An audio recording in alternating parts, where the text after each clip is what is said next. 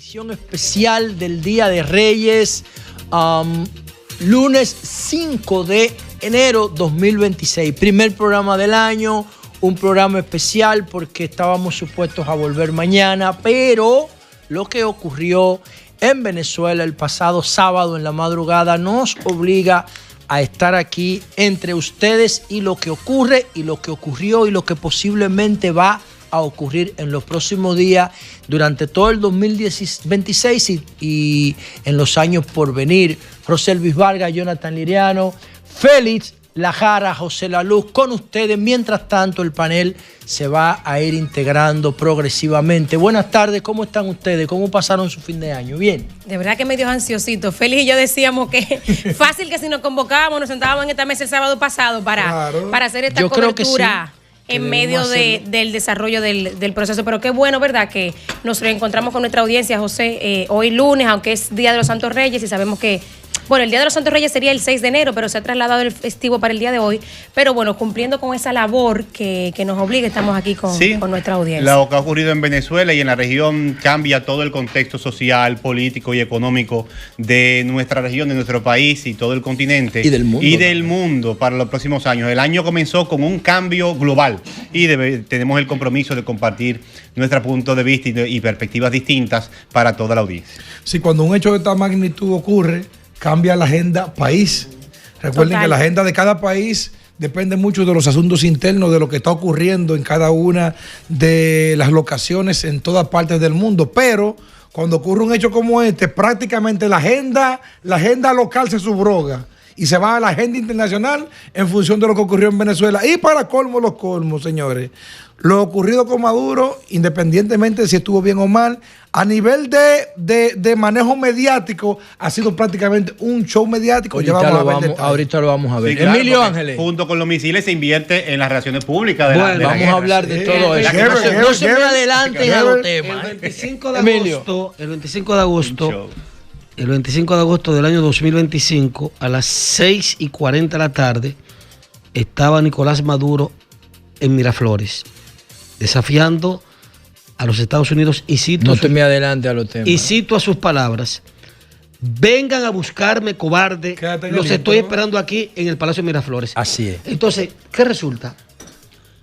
Que se demostró con la reconfiguración y reforma constitucional que llevó Hugo Chávez, nombrando a Venezuela la República Bolivariana de Venezuela. También se hicieron reformaciones en la constitución de ese país, pero también en el aspecto militar. Y se creó una estructura militar que unía a la Marina, la Fuerza Aérea, el Ejército, con este nombre: Fuerza Armada. No Fuerzas Armadas, sino Fuerza Armada. Entonces, se demostró que en Venezuela ni había fuerza ni estaba armada. Bueno, están los hechos. Vamos a estar hablando de todo eso y no solamente de eso, vamos a estar hablando de muchos temas que se generan a partir de la incursión de Estados Unidos en Venezuela y el posterior apresamiento y procesamiento judicial de Maduro, que hoy precisamente está enfrentando la justicia en los Estados Unidos. Se declaró no culpable. Vamos a ver, él y su esposa. Vamos a ver todo eso de detalle. No soy culpable, soy un hombre decente y sigo siendo el presidente de mi país, dijo Maduro frente al juez que estaba, ¿verdad?, conociendo los cargos que se le presentaron en su contra. Y además el mismo Donald Trump reconoció abiertamente que el tema del narcotráfico no era el tema de agenda, sino del petróleo. Por lo tanto, es otro caso más. Él lo dijo así mismo. Sí, abiertamente. El problema nosotros es no, él no dijo, petróleo. Estás tergiversando la palabra. Está bien, pero en Venezuela hay muchísimos acusados por el tema del narcotráfico. Sí, pero también... Y Donald Trump acaba de indultar a un presidente de Honduras sometido por narcotráfico. El problema no es el narcotráfico. Tenemos que ver eso, tenemos que ver la transición en Venezuela con la vicepresidenta, que ahí es que está el reconocimiento en la vice. O sea, el gobierno de Trump ha reconocido que Delcy Rodríguez es la líder de transición, está reconociendo... Bueno, pero que la siguiente en el mando. Pero no. Era una dictadura. No. Acuérdense, si hay un mando, aunque sea ilegítimo, si se quiere. Bueno, acuérdense que en julio del 2024 los venezolanos votaron en contra de Maduro, en contra de Delcy, en favor de Humberto González Urrutia. Sí, Edmundo González Urrutia. Edmundo González Una pregunta Urrutia. O sea, significa que... El gobierno sigue igualito. El gobierno sigue igualito. No sigue igualito, no sigue igualito. El gobierno sigue en la transición porque hay que buscar un mínimo viable posible. Constitucional. Bueno, lo que pasa es que en sentido práctico, por ejemplo, suponiendo, como la mayoría de nosotros quizá apoya, que quien ganó las elecciones fue Edmundo González, suponiendo que él vaya a tomar posesión del gobierno, tú no puedes, no podemos ahora de repente desmontar a toda la gerencia pública, porque ¿quién va a conducir el Estado venezolano hasta tanto Lo que dijo Donald Trump fue que María Corina Machado, que es la líder de la oposición, María no tiene fuerza ni legitimidad. Y es la verdad, y es la verdad. Entonces, ella ganó las elecciones, pero gran parte del país no la quiere. Antes de la pregunta, Delcy Rodríguez es como la Raquel Albaje de aquí. No. Es la vicepresidenta. No, chequea. ¿Quién coordina todos los gabinetes de aquí? Bueno, que la parte social. Una pregunta a ustedes. Hay una diferencia. ¿Qué pasó en el año 1973? Con la Raquel Peña. Un 24 de septiembre del año 1973, el derrocamiento un hombre de Allende, llamado Salvador Allende, con una AK-47 que le regaló Fidel Castro en 1970 cuando tomó posesión, murió como un valiente. Entréguese, yo muero peleando. La gloria le pertenece. ¿Qué pasó con Gaddafi? Murió de una manera burda y cobarde. ¿Qué pasó? ¿Cobarde? Sí. ¿Qué pasó con Saddam Hussein? Sí, Gaddafi murió cobarde en una alcantarilla. Hay que leer, tengo que leer. En una alcantarilla. Tú me ibas a decir a mí que tengo que leer lo que pasó con Claro, Gaddafi. porque tú te estás burlando de eso. Eso fue por televisión. Saddam Hussein. En otra alcantarilla cobarde. Hussein, Noriega, colgado. Noriega, lo encontraron, pero Noriega. Es que los bunkers son enterrados. Noriega, los bunkers no son cobardes. Perdón. Gaddafi, ni Gaddafi. Sí, hombre, como cobarde. Ni Gaddafi, no. No. En un búnker se supone que estaba Maduro. Sí. A Saddam Hussein lo encontraron en una alcantarilla. Protegiéndose. Pero en un búnker. En un búnker es otra cosa. Un cobarde. Y a Gaddafi también corriendo en una alcantarilla lo mataron. ¿Qué tiene que ver eso? ¿Qué tiene que ver eso? ¿Quién quiere que lo mate? Tiene que ver eso con lo que yo voy a decir ahora. Los vietnamitas hicieron túneles como ratones por debajo de la tierra para enfrentar. Ahí va a caer. Es que no es lo mismo. Ahí va a caer. Espérate. Es que no es lo mismo que tú tengas. Y vamos a hacer un loa a un apresamiento. Hermano, que no es eso. ¿Qué tiene que ver eso? Desaté el debate. Es que no ¿Debate de qué? De una simpleza de Señores, por favor. Tú lo ves así. Señores, bajen los egos. Es una mierda. No estamos debatiendo de eso. Ahora, ¿qué es lo que yo te quiero decir? Que no es lo mismo un búnker con túneles, como hicieron los vietnamitas, una alcantarilla. La alcantarilla significa que tú no tienes plan de nada. No tienes nada. Ahora, cuando tú te preparas, tú tienes un plan. Maduro tenía un plan, que dicho sea de paso, un plan mínimo. Sí. Pero mataron 32. El de espalda de ellos, 32 lo mataron a toditos. El caso de Noriega igual. Ahora, el caso de Ho Chi Minh, que representa la valentía espartana con la lucha armada, ese es un héroe. Bien, felicidades. Que Estados Unidos respeta por su valentía. Pero en el caso de Maduro, demostró, si Maduro hubiera tenido 2 tanques debajo de los pantanos, ¿sabes lo que era hecho? Con un celular. Míreme, el imperio, le llamo imperio, el imperio no me va a doblegar ni mi dignidad ni mi integridad. Me voy a dar un tiro y queda como un héroe. Un cobarde. Un cobarde.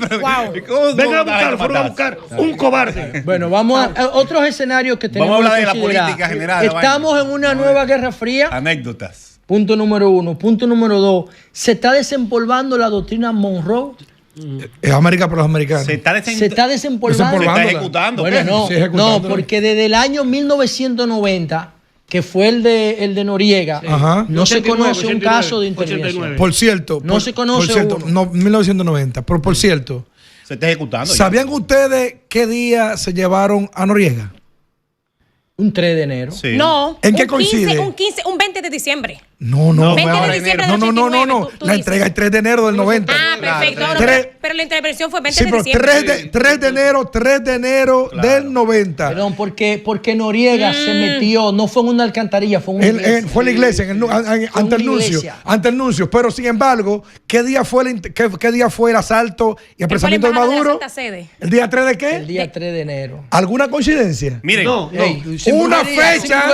No. Lo que le quiero decir es Dejando que la gente que es pase una su fecha festividad. que manda un mensaje. La última incursión que hicieron los americanos en Panamá y se llevaron a Noriega, ahora esa incursión también que se hace en Venezuela, se llevan también a Maduro. El mismo día. Podía ser otra coincidencia. Hay que explicar a la gente. Los americanos no andan. Va a llegar el momento. Los americanos no andan programados. Va a llegar el momento en que vamos a hablar del fondo del asunto, me imagino, aquí. Pero para que la gente sepa, todas las dictaduras de América Latina en el siglo XX fueron financiadas y apoyadas por Estados Unidos. Y todas las dictaduras que fueron sacadas del poder por el pueblo mexicano. Dime una sola. Eso es imposible. Dime una sola. Eso es imposible. No, todas las dictaduras. Fidel es una dictadura. Pero salió de una dictadura apoyada por Estados Unidos. Que lo mismo, Batista. Claro, Pero es una dictadura. y la dictadura antes de Fidel, ¿quién la puso?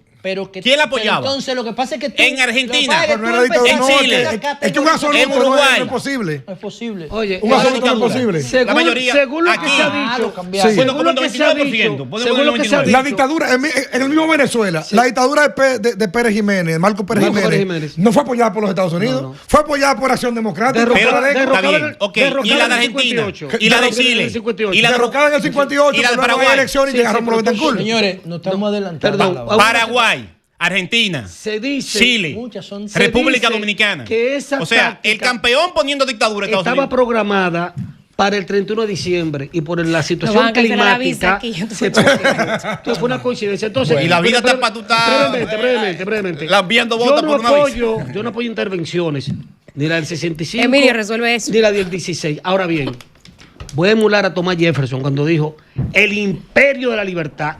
El imperio de la libertad se llevó un dictador que el mundo lo ha celebrado.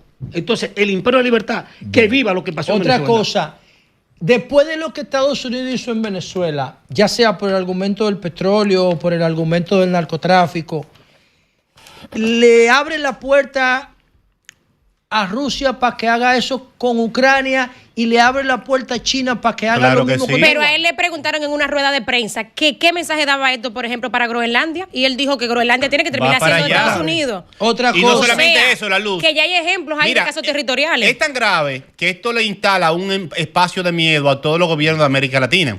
Porque incluso cuando un país quiera negociar o buscar capital aunque de otra no potencia, tiene que pedirle permiso a Estados Unidos. Y además, el presidente de los Estados Unidos está amenazando a presidentes electos democráticamente, como el presidente de Colombia, que diciéndole que se prepare, que es el siguiente. Otra cosa, señores, antes de pasarte la palabra. Cuba. Trump dijo una cosa y Marco Rubio otra. Con relación a Venezuela, Marco Rubio dijo, el secretario de Estado, no es que nos interese el petróleo venezolano, nosotros tenemos suficiente petróleo. Además, yo, José Lalu, digo que al petróleo le quedan medio 10 años por la energía de fusión. Cada año importante. Ahora, espérate, dijo él, nosotros tenemos, además Estados Unidos tiene petróleo de ellos, el de Canadá. No, pero no tiene pesado. Y una gran reserva. Canadá de pesado. Y una gran reserva en Texas. El flujo de caja con un petróleo alto. Eso no es. Ahora, lo que dijo Marco Rubio fue que a ellos lo que quieren evitar es que el petróleo venezolano lo controlen enemigos. Sigan alimentando, que ahí viene el tema. Y segundo, ¿qué va a pasar con Cuba? Que Trump en el avión presidencial de Florida a Washington dijo, Cuba se va a caer solo porque ya no tiene el suero de Venezuela. Para lo primero te voy a citar a Donald Trump. Para lo primero te voy a citar a Donald Trump. Para lo primero del petróleo te voy a citar a Donald Trump. Va a caer sola Cuba. ¿Qué le preocupa a Donald Trump según sus propias palabras?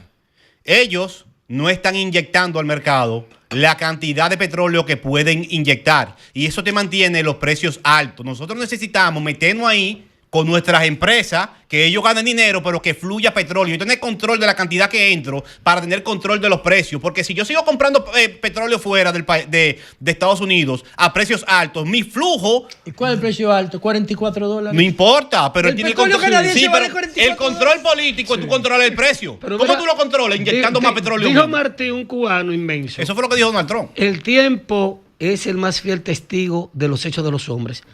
Hace 2 años, José, hace apenas 2 años, te estoy escuchando. Esa casa de Mar-a-Lago del presidente Donald Trump era sujeto del cuerpo de delito. ¿Se recuerdan? Claro. Con la justicia de Biden. No, el FBI la allanó. Sí, pero encontrar unos documentos, unos baños. Ven. Ahora, mira lo que es el destino. Esa fuerza irreversible que no pide perdón ni permiso. Esa casa de Mar-a-Lago, personal del presidente Donald Trump, que a propósito... La tomó como casa presidencial para la rueda de prensa. Está al lado de la residencia de Robin Best, la ex embajadora.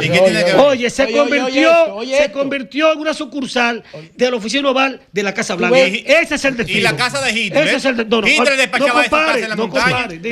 Mire, no compare. Mar-a-Lago. Sí. Esa casa de Mar-a-Lago la construyó una mujer que fue la creadora del negocio de la comida congelada. La comida congelada, la que vemos cuando vamos al supermercado, lo que está pegado de las paredes son las comidas congeladas, los vegetales, las frutas, la comida fría, que cambió el mundo del almacenamiento alimenticio. Ella fue la que construyó esa casa y después se la vendió. Mira, en 1950 Venezuela llegó a su máximo esplendor con el tema del petróleo, que fue el líder mundial de exportación de petróleo en el gobierno me parece que de Rómulo Gallego, creo que era el presidente. Cuando José hace la pregunta de cómo se va a reconfigurar el escenario mundial, refiriéndose también al tema de si hay una posible guerra fría ahora en función de Estados Unidos y los países que le contravienen como Rusia, China y cualquier otro país de estos, sería bueno preguntarse lo siguiente. ¿Ustedes recuerdan que hace una semana o hace unos meses, cuando hablábamos de lo que ocurría en Ucrania con la lucha de Rusia, de Estados Unidos versus Rusia, pero en Ucrania, hablábamos de Crimea y de las posibles negociaciones y de cómo Zelensky se veía en su momento como un títere para negociar porque no tenía fuerza y que Trump inclusive lo dejó plantado y se sentó a hablar él solo en la mesa con Putin? Yo digo que lo ocurrido en Venezuela en el día de hoy es todo parte de un libreto y parte de un guión, y yo no creo que aquí se esté improvisando absolutamente nada. Te lo voy a agregar otro elemento. Número uno, te paso. Número uno, Rusia tiene prácticamente estratégicamente y políticamente más tierras que lo que tiene Estados Unidos en Venezuela hoy, hablando de Crimea, mucho más rica, inclusive, per se. Pero también más tiene, bueno, técnicamente hablando, podríamos compararlo. Se podría comparar. Hay 15 países megadiversos. Sí, Venezuela es uno de ellos. También, pero me refiero de lo que produce hoy, quizás. Se podría comparar. Pero también recuerden que Rusia tiene invadido también parte de la frontera entre Ucrania y Rusia, por lo cual, fíjense que hace más de 4 o 5 meses que no se mueve absolutamente nada. Ni Rusia cede nada, y si pasa, mejor gana algo de territorio. ¿Qué va a pasar ahí? Lo que ha estado pasando. Yo lo que veo es una negociación. Ustedes recuerdan cuando Maduro se quedó esperando ante el BRICS, que no lo recibieron, y a Venezuela no le dieron paso al BRICS. Aquí conversamos en este escenario. Yo dije, si a Maduro no lo meten al BRICS, quiere decir que no le están dando protección. Lo están dejando solo a sus anchas, ¿verdad? O a su suelto, que se muera. Además, que con esa alianza que tenía Maduro, construyendo drones iraníes en territorio venezolano, eso era prácticamente una sentencia de muerte. Ahora, y Putin, que no es bruto y que tiene intereses más grandes, inclusive en África, en el norte de África, en el centro de África, con oro directamente, y no este petróleo malo de Venezuela. Petróleo malo sí no hay, ¿verdad? Sí hay. Si no hay, es buenísimo. Entonces, ¿qué es lo que yo creo? Que todo lo ocurrido es algo negociado. No es posible que al día de hoy todavía tú no veas un solo venezolano herido. Donald Trump hizo una gira. Dame un segundo, porque tú hablaste mucho. Dame un segundito. Claro, porque esperé que ustedes hablaran solo. Es que tú también te estás adelantando a la vaina. ¿Me estás adelantando a la vaina? Pero termina con los heridos. Porque no hay un solo herido. Y los heridos venezolanos, porque hay 32 muertos. Sí, pero espérate, por el círculo de protección de Maduro, eran cubanos, pero eso no quiere decir que no habían venezolanos. Entonces, justamente o exclusivamente los acribillados o asesinados, según el gobierno cubano, porque los americanos no han hablado de eso todavía, están diciendo que son 32 cubanos que fueron asesinados, y ahí entonces voy al punto específico. Con esto concluyó José. Sí, mira, hay un elemento que tomar lo que simple y llanamente hizo hicieron los americanos en este caso fue, no es llevarse una dictadura, ellos quieren llevarse 3 dictaduras en América. Ellos saben que matando el gobierno, cuando digo matando es llevándose el gobierno de Maduro, sacándolo del poder, automáticamente le quita el suero que decía José a Cuba y pone en jaque automáticamente la dictadura en Nicaragua. Cuba se está muriendo económicamente y sin el suero económico que le pasa ya por más de 25 por más de 25 años, que le pasan los cubanos, que le pasan los venezolanos a los cubanos, esa dictadura, como dijo Trump, se cae sola. Mira qué pasa. Si fuera un tema de democracia o dictadura, Estados Unidos no tuviera relaciones súper extraordinarias con los saudíes, con Emiratos Árabes, con Kim Jong-un, que lo admira incluso Donald Trump, con el mismo Putin, que tiene un gobierno autoritario totalmente. Si fuera un tema de democracia y dictadura, saldría Putin de la ecuación, salían los países árabes de la ecuación, que fríen aceite a los periodistas, salían los saudíes de la negociación y otros aliados de Estados Unidos. Por lo tanto, el tema de democracia y dictadura no está en el tablero. Lo que yo estoy viendo es una reconfiguración y global completa, porque recientemente, además, el mismo Donald Trump viajó por Asia y fue a Japón.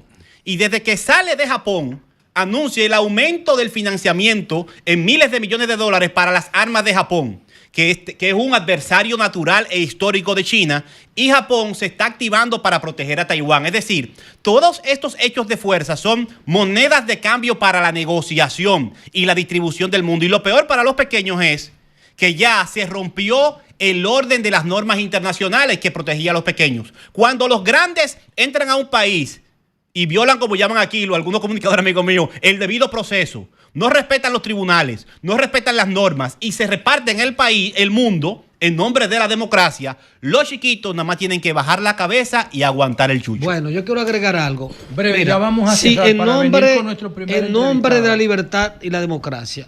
Señores, las elecciones de julio del año pasado en Venezuela no fue un fraude, fue un maldito robo. Fue un robo burdo, vulgar, asqueante. Entonces, ¿qué están defendiendo? Los que están defendiendo a Maduro, ¿qué están defendiendo? ¿La democracia, la dictadura o un presidente ilegítimo? No es uno, señores. ¿Pero quién está defendiendo a Maduro? No, yo estoy diciendo mi idea. Yo te escucho a ti, mira. No voy a ser presidente. Ni cuando Jaime Lucinchi, ni cuando Rafael Caldera, ni cuando el cocho Carlos Andrés Pérez, no hubo venezolanos emigrando en el mundo. Señores, yo viví 20 y pico de años en Nueva York y yo nunca vi un venezolano inmigrante en Nueva York. En el 2005 me voy a vivir a Cataluña, Barcelona, y me topé con 2 venezolanos, ya comenzaban a emigrar. Señores, la emigración que ha habido en Venezuela en los últimos 15 años es abismal, señores. 7 millones. Están degregados por el mundo entero. Entonces, ese movimiento, esa revolución bolivariana de Chávez y de Maduro ha sido un maldito fraude. Totalmente. Ha sido un maldito fiasco. Por eso emigran los venezolanos. Entonces, bueno y repito, asumo la tesis comprobada de Thomas Jefferson. El imperio de la libertad, que sea bienvenido. Desde que Trump asumió el poder en el 20 de enero del año pasado, todavía no tiene un año, lo tendrá el 20 de enero, en América Latina, escuchen esto, elecciones en Ecuador en febrero, Daniel Noboa la ganó con el apoyo de Trump. Y el narcotráfico. Bolivia, Rodrigo Paz, el hijo de Paz Zamora, la ganó con el apoyo de Trump. Javier Milei, elecciones de medio término, la ganó con el apoyo de Trump. José Antonio Kast en Chile, segunda vuelta, la ganó con el apoyo de Trump. Honduras, Nasri Asfura Sablá, la ganó con el apoyo de Trump. Venezuela, termina el gobierno por iniciativa de Trump. Y todas las elecciones que van a ocurrir en el 2026, más lo que decía Félix de Nicaragua y Cuba y posiblemente Colombia, aunque Colombia, Petro no llega a un 30 de popularidad, se cae solo. Petro sale solo, además hay entonces, por eso yo hablo aquí de un despolvamiento de la doctrina Monroe, que no fue Monroe que le escribió, fue el que lo sucedió. ¿Cómo se llama? ¿Cómo se llama el presidente que vino después de Monroe? Kinsey. Algo así. Él fue el que escribió la doctrina. El que burla siempre Donald Trump. Mackenzie. Mackenzie fue el que escribió la doctrina y luego fue presidente. La doctrina Monroe de 1822, cuando Bolívar estaba proponiendo la Gran Colombia. Y cuando los haitianos estaban invadiendo la parte oriental. Pendejo, la Gran Colombia sin República Dominicana. Ahora, Ah, sí, es bueno. La Gran Colombia sin nosotros, coño. Que éramos la capital del mundo, de los americanos en ese momento. Yo te aseguro algo. Gran Colombia sin nosotros. Yo te aseguro algo. Que en Europa, en América Latina, en África y en Asia, el sabor que hay en la clase política de todos los bandos es un sabor más a miedo que a libertad. Bueno, hace 36 años que no se veía eso. Mientras tanto, el 17 de marzo será cuando Trump vuelva a los tribunales en Estados Unidos, es lo que ha dicho el juez esta tarde, la fijó para, dentro de 3 meses, ¿verdad? Es lo que la fiscalía, pues... Cuando Maduro. Pero se indultó el mismo, perdón, de todo delito. Maduro, exactamente.